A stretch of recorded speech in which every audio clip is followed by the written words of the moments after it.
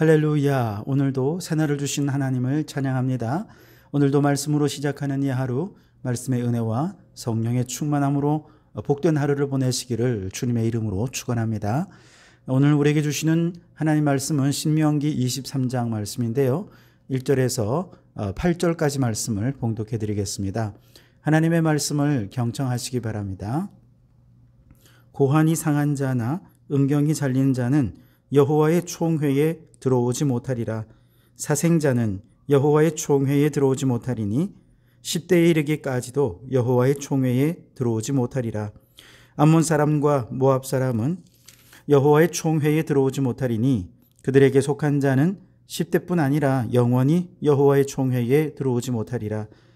그들은 너희가 애굽에서 나올 때에 떡과 물로 너희를 길에서 영접하지 아니하고 메소보다미아의 부돌 사람 부올의 아들 발람에게 뇌물을 주어 너희를 저주하게 하려 하였으나 내 하나님 여호와께서 너를 사랑하심으로 내 하나님 여호와께서 발람의 말을 듣지 아니하시고 내 하나님 여호와께서 그 저주를 변하여 복이 되게 하셨나니 내 평생에 그들의 평안함과 형통함을 영원히 구하지 말지니라. 너는 에돔 사람을 미워하지 말라. 그는 내 형제임이니라. 애굽 사람을 미워하지 말라. 내가 그의 땅에서 객이 되었음이니라.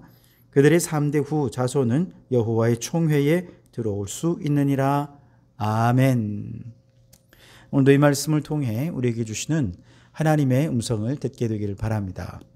자, 오늘 본문 말씀은 이스라엘 총회에 들어올 수 없는 사람, 또 들어와도 되는 사람을 규례를 다루고 있는데요.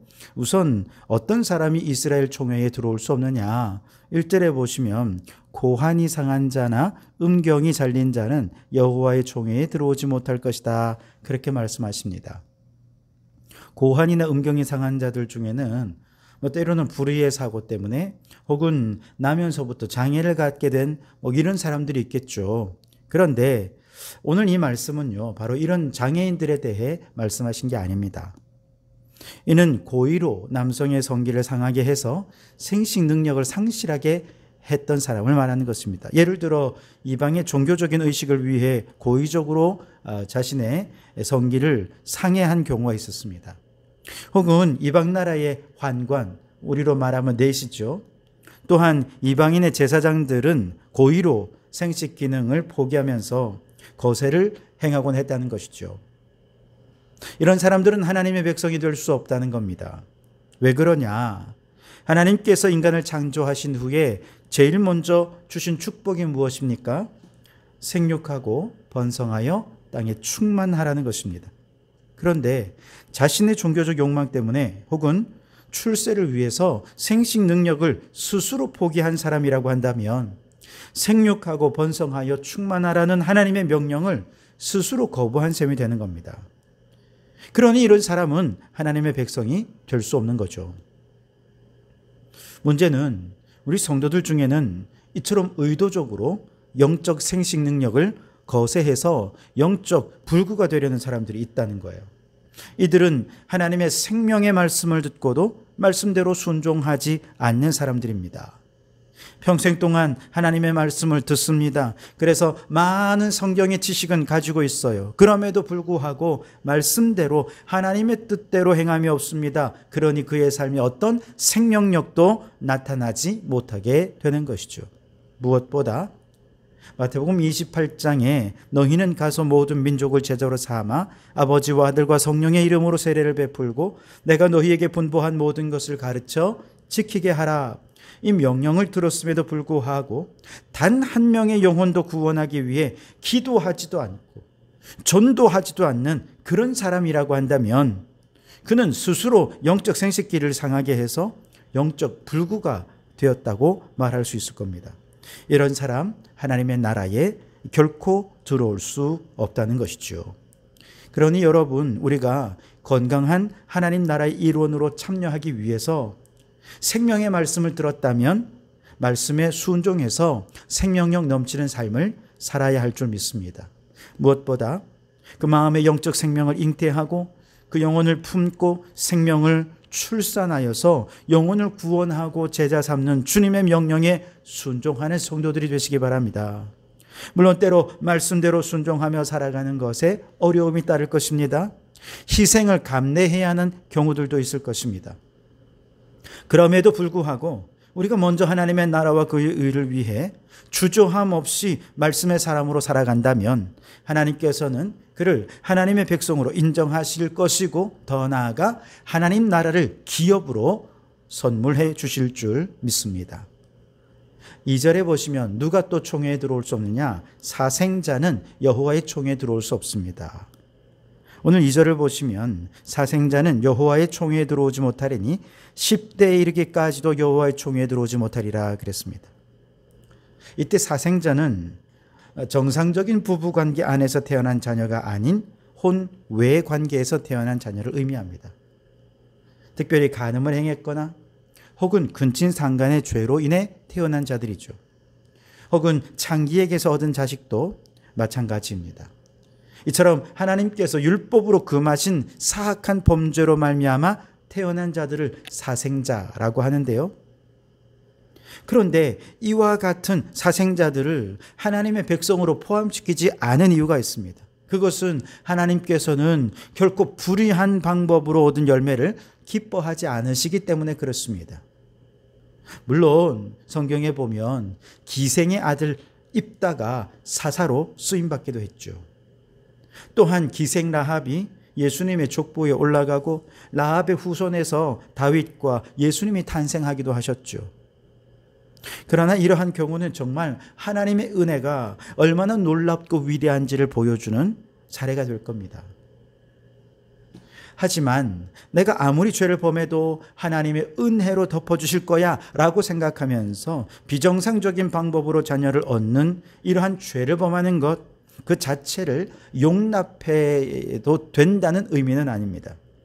죄가 많은 곳에 당연히 은혜가 넘치겠습니다만 그러나 로마서 6장 1절에 보시면 은혜를 더하려고 죄에 거할 수는 없다라고 말씀하고 계십니다. 이것이 사생자가 여호와의 총회에 들어오지 못하는 이유인 것이죠. 하나님께서는 결코 불의한 방법으로 얻어진 결과를 거룩하다 여기지 않으십니다. 무엇인가가 하나님 앞에서 거룩하다라고 말하려면 그것을 시작하는 동기가 거룩해야 되고요. 진행되는 모든 과정과 방법이 거룩해야 되고요. 그리고 그 얻어지는 열매가 거룩해야 우리는 비로소 거룩하다라고 말할 수 있는 것이죠. 그러나 만일 그 일이 성취되는 과정에서 불의와 불법으로 얼룩져 있다라고 한다면 그러한 불의와 불법 하나님이 거룩하다고 인정하지 않으실 것입니다. 예를 들어 도둑질을 통해 얻어진 재물, 거짓과 술수로 성취된 일, 억압과 악행을 통해 얻어진 결과물, 이런 것은 하나님 앞에서는 다 헛된 것이고 가증이 여기는 것이라 말씀하십니다. 잠언 21장 6절에 속이는 말로 재물을 모으는 것은 죽음을 구하는 것이다 그랬습니다. 그만큼 이렇게 잘못된 과정을 통해 얻어진 결과는 하나님이 기뻐하지 않는 거라는 거예요. 그러니 여러분, 우리가 행하는 일들이 사생자가 되지 않도록 거룩한 동기, 거룩한 과정을 통해 거룩한 열매를 맺어가는 우리 성도들이 되시기를 주님의 이름으로 축원합니다. 세 번째 3절을 보시면 하나님께서는 암몬 사람과 모압 사람의 경우는 10대가 아니라 아주 영원히 여호와의 총회에 들어올 수 없다고 말씀하셨어요. 그 이유가 뭐냐? 4절에 이렇게 설명하고 있는데요. 그들은 너희가 애굽에서 나올 때에 떡과 물로 너희를 길에서 영접하지 아니하고 메소포타미아의 부돌 사람 부올의 아들 발람에게 뇌물을 주어 너희를 저주하게 하려 하였다. 그렇게 말씀하고 있습니다. 다시 말해서 모압과 암몬이 여호와의 총회에 들어올 수 없는 이유는 그들이 이스라엘 백성들을 저주했기 때문이라는 거예요. 여러분, 하나님께서 아브라함에게 축복하신 내용 중에 뭐가 있습니까? 너를 저주하는 자에게 내가 저주하고 너를 축복하는 자에게 내가 축복하겠다. 이것이 하나님의 약속입니다. 하나님께서는 저 모압과 암몬이 이스라엘을 저주할 때 아브라함에게 주신 약속대로 하나님도 그들을 저주하여 여호와의 총회에서 영원히 제외시켜버린 것입니다. 마찬가지입니다. 오늘날 우리 하나님의 자녀들은 천국을 향해 나아가는 그 길에서 많은 대적들, 많은 핍박들을 만나게 될 것입니다. 때로는 많은 사람들이 하나님의 백성들을 저주하고 비방하고 정죄할 것입니다. 그러나 여러분, 그들을 향해 우리가 똑같이 저주하거나 그들을 향해 분노하는 마음을 가질 필요가 없습니다. 왜냐? 하나님이 그들의 이야기를 들으시기 때문에 그렇습니다. 내 말이 내 귀에 들린 대로 행할 것입니다. 그들이 저주를 하면 하나님께서 그들을 저주하실 것입니다. 심판받게 하실 것입니다. 그러니 여러분, 우리가 분노하지 마십시오. 하나님께 모든 것을 맡겨서 하나님의 저주와 심판으로 하나님의 뜻이 이루어지게 하는 우리 성도들이 되실 수 있길 바랍니다. 자, 반면에 7절에 보면 하나님께서는 에돔과 애굽 사람들에 대해서는 미워하지 말아라 그랬습니다. 3대 후가 되면 그들은 다 총회에 들어올 수 있게 해주겠다 약속해 주셨습니다. 그러나 에돔 사람은 어떻습니까? 이스라엘 백성들이 가나안으로 나아갈 때 에돔 사람들은요, 모압이나 암몬 족속보다 훨씬 더 이스라엘을 박해한 사람들이었습니다. 이스라엘이 가는 진로를 방해했고 군대를 동원해서 가나안으로 가는 길을 막았던 민족입니다. 애굽은 두말할 나위 없이 이스라엘을 430년 동안이나 억압하고 착취하지 않았습니까? 그럼에도 불구하고 하나님께서는 이 두 족속 미워하지 말라 그랬어요. 그 이유가 뭐냐? 7절에 보시면 너는 에돔 사람을 미워하지 말라. 그는 내 형제임이니라. 애굽 사람을 미워하지 말라. 내가 그의 땅에서 객이 되었음이니라 그랬습니다. 자, 먼저 에돔 사람은요, 야곱의 쌍둥이 형 에서의 후예들입니다. 그러니 이스라엘과는 형제 관계가 되는 것이죠. 그러니 하나님께서는 이 같은 혈족이고 같은 형제인 에돔 사람들은 용서하라, 미워하지 말아라 명령하셨어요. 여러분, 우리 곁에도 에돔과 같이 우리의 형제이긴 하지만 가족인 나에게 때로는 잘못하고 실수한 사람 있지 않습니까? 비록 한 형제, 자매임에도 불구하고 한순간 실수로 남보다 못한 사이로 지내게 된 그런 사람들도 더러 있습니다. 그러나 하나님께서는 우리 성도들이 형제의 잘못과 허물, 실수 덮어주고 용서하시기를 원하십니다. 애굽은 어떻습니까? 430년 동안 그곳에서 객이 되었으니 그들을 미워하지 말라 하셨습니다. 무슨 뜻입니까? 비록 430년간 애굽은 이스라엘 백성들에게 억압과 착취와 고통을 주었지만, 그러나 곰곰이 생각해 보면 애굽이 아니었다면 저 연약한 이스라엘이 어떻게 이렇게 큰 민족을 이룰 수 있었겠습니까? 어찌 보면 애굽이라는 나라는 하나님께서 아브라함에게 큰 민족을 주시겠다 약속하신 그 약속을 이룬 귀한 도구로 쓰임받은 민족이라는 것이죠. 그러니 우리가 하나님의 약속을 성취하도록 도구로 쓰임받은 그 민족을 미워하지 말고 용서해 주라 라고 말씀하시는 겁니다. 그러고 보면 사실 우리 인생에도 모든 게 다 나쁜 일만 있는 것 같지는 않습니다.